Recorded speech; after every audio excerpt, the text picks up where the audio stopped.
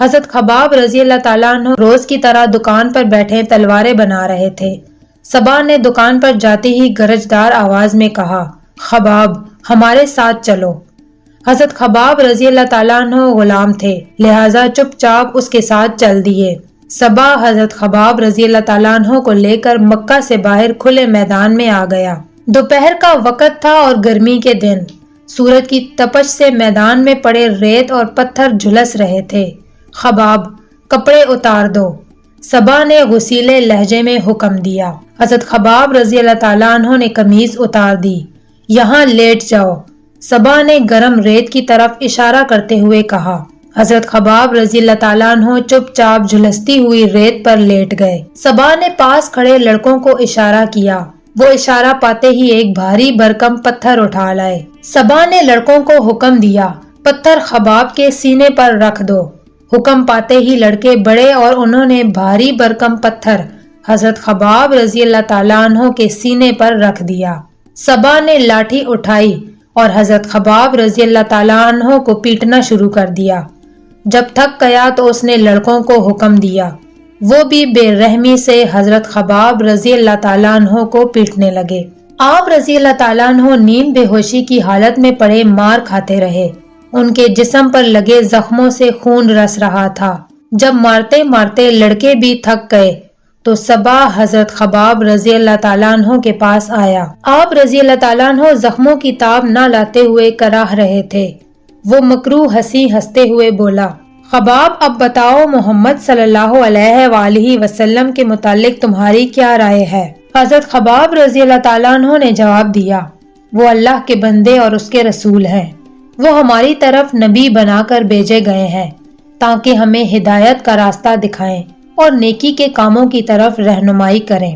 صبا نے سنا تو وہ آگ بگولا ہو گیا۔ وہ حضرت خباب رضی اللہ تعالیٰ عنہ کو دوبارہ پیٹنے لگا۔ آپ رضی اللہ تعالیٰ عنہ حق کی خاطر پھر مار کھانے لگے۔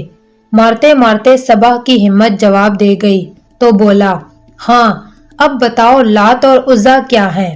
حضرت خباب رضی اللہ تعالیٰ عنہ بولے، پتھر کے بت ہیں اور کچھ نہیں، یہ نہ کسی کو کوئی نفع دے سکتے ہیں اور نہ ہی کسی کو کوئی نقصان پہنچا سکتے ہیں۔ صبا جواب سنتے ہی آپے سے باہر ہو گیا، طیش میں آ کر بولا، ذرا اسے اس گستاخی کا مزہ چکھاؤ۔ نوجوانوں کا ٹولہ حضرت خباب رضی اللہ تعالیٰ عنہ پر پھر ٹوٹ پڑا اور انہیں گھونسوں، سلاخوں اور پتھروں سے پیٹنے لگا۔ آپ رضی اللہ تعالیٰ عنہ مار کھاتے کھاتے بے ہوش ہو گئے، ان کے جسم سے خون بہنے لگا۔ حضرت خباب رضی اللہ تعالیٰ عنہ استقامت کا پہاڑ بنے مار کھاتے رہے اور اسلام پر ڈٹے رہے۔ صبا اور قریش مکہ کا یہ روز کا معمول بن گیا۔ سورج جوں ہی تپتا اور اس کی گرمی سے ریت گرم ہوتی، صبا حضرت خباب رضی اللہ تعالیٰ عنہ کو میدان میں لے جاتا اور انہیں گرم ریت پر لٹا کر ان کے سینے پر بھاری بھرکم پتھر رکھتا اور انہیں پیٹنا شروع کر دیتا۔ ایک روز حضرت خباب رضی اللہ تعالیٰ عنہ اپنی دکان پر بیٹھے تھے کہ نبی اکرم صلی اللہ علیہ وآلہ وسلم کا اس بازار سے گزر ہوا۔ حضرت خباب رضی اللہ تعالیٰ عنہ بہت خوش ہوئے، دکان سے باہر آئے اور آپ صلی اللہ علیہ وآلہ وسلم سے باتیں کرنے لگے۔ اسی دوران ان کی مالکہ ام انمار ادھر آ نکلی۔ اس نے اپنے غلام حضرت خباب رضی اللہ تعالیٰ عنہ کو حضرت محمد صلی اللہ علیہ وآلہ وسلم کے ساتھ باتیں کرتا دیکھا تو تلملا اٹھی۔ جو ہی پیارے نبی محمد صلی اللہ علیہ وآلہ وسلم وہاں سے گئے، وہ غصے سے بھری ہوئی اپنے بھائی صباح کے ساتھ حضرت خباب رضی اللہ تعالیٰ عنہ کے پاس آئی اور انہیں وہیں پر پیٹنا شروع کر دیا۔ صباح نے آپ رضی اللہ تعالیٰ عنہ کو پیٹنا بند کیا اور دکان کے اندر گیا، بٹی سے گرم انگارے نکالے اور انہیں زمین پر بچھایا اور حضرت خباب رضی اللہ تعالیٰ عنہ کو دہکتے ہوئے انگاروں پر لٹا دیا۔ حضرت خباب رضی اللہ تعالیٰ عنہ تکلیف کی شدت سے بے ہوش ہو گئے۔ ام انمار کا غصہ اس سے بھی ٹھنڈا نہ ہوا تو وہ بھٹی سے گرم سلاخ نکال لائی اور جھلستی ہوئی سلاخ حضرت خباب رضی اللہ تعالیٰ عنہ کے سر پر رکھ دی۔ سلاخوں سے آپ رضی اللہ تعالیٰ عنہ کا جسم داغنے لگی۔ صباح انہیں دہکتے انگاروں پر لٹا کر پتھر رکھ دیتا۔ ایک روز جب دونوں بہن بھائی حضرت خباب رضی اللہ تعالیٰ عنہ پر ظلم و ستم کر رہے تھے تو حضرت خباب رضی اللہ تعالیٰ عنہ نے اللہ تعالیٰ کے حضور دعا کی، یا اللہ جیسے یہ مجھے سزا دیتے ہیں تو ان کے ساتھ بھی ایسا ہی کر۔ حضرت خباب رضی اللہ تعالیٰ عنہ کی اس دعا کو چند روز ہی نہ گزرے تھے کہ انمار کو دورہ پڑا۔ اس کے سر میں شدید درد اٹھا اور وہ چیخنے چلانے لگی۔ انمار کو سر درد کا دورہ تھوڑی تھوڑی دیر بعد پڑنے لگا۔ جب سر درد کی تکلیف انمار کی برداشت سے زیادہ ہو گئی تو اس کی حالت غیر ہونے لگی۔ انمار کے بیٹوں نے ماں کو درد سے کراہتے دیکھا تو اٹھا کر حکیم کے پاس لے گئے۔ اس زمانے میں حکیم داغنے سے علاج معالجہ کیا کرتے تھے۔ انمار کے لیے بھی انہوں نے یہی دوا استعمال کی اور آگ میں لوہے کی سلاخیں گرم کر کے انمار کے سر پر لگاتے۔ یوں حضرت خباب رضی اللہ تعالیٰ عنہ کی دعا قبول ہوئی اور انمار کو اس کے کیے کی سزا کی جھلک دنیا میں ہی دیکھنا پڑی۔ حضرت خباب رضی اللہ تعالیٰ عنہ اسلام کی خاطر دکھ اور تکلیفیں سہتے رہے، مگر انہوں نے اپنی زبان سے کلمہ شہادت نہ چھوڑا۔ ان کی اس قربانی کی وجہ سے صحابہ کرام رضی اللہ تعالیٰ عنہ کی نگاہوں میں وہ بڑی عزت رکھتے تھے۔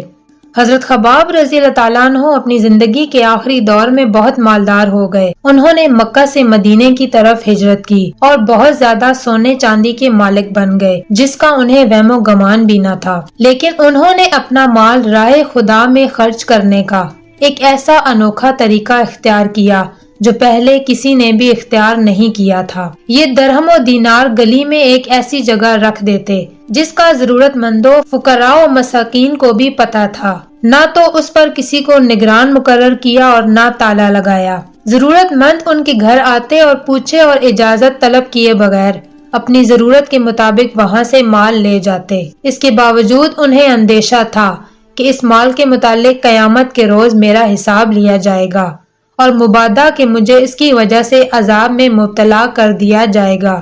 حضرت خباب رضی اللہ تعالیٰ عنہ آخری عمر میں کوفہ میں اقامت پذیر ہو گئے اور وہیں پیٹ درد کی تکلیف سے شدید بیمار ہو گئے۔ علاج کی غرض سے 7 جگہ سے پیٹ داغا گیا۔ انہیں بہت زیادہ تکلیف ہوئی اور فرمانے لگے، اگر رسول مکرم صلی اللہ علیہ وآلہ وسلم نے موت کی تمنا کرنے سے منع نہ کیا ہوتا تو میں اپنی موت کی دعا کرتا۔ اس نازک حالت میں کچھ دوست بیمار پرسی کے لیے آئے اور حضرت خباب رضی اللہ تعالیٰ عنہ سے کہنے لگے، اے ابو عبداللہ، خوش ہو جائیے کہ دنیا چھوڑنے کے بعد حوض کوثر پر اپنے بچھڑے ہوئے ساتھیوں سے ملاقات کرو گے۔ یہ سن کر ان پر گریہ طاری ہو گیا۔ جب پاس بیٹھے لوگوں نے دیکھا کہ حضرت خباب رضی اللہ تعالیٰ عنہ رو رہے ہیں تو ان کو مخاطب کر کے فرمایا، واللہ میں موت سے نہیں ڈرتا۔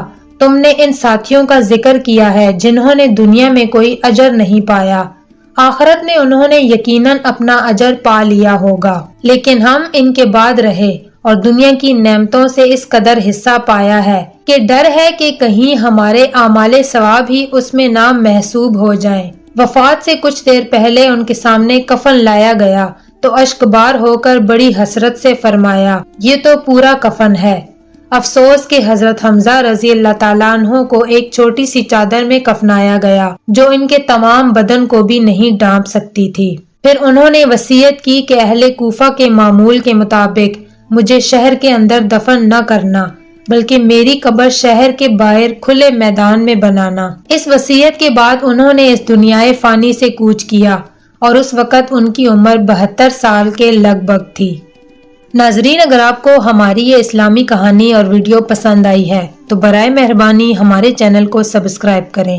شکریہ۔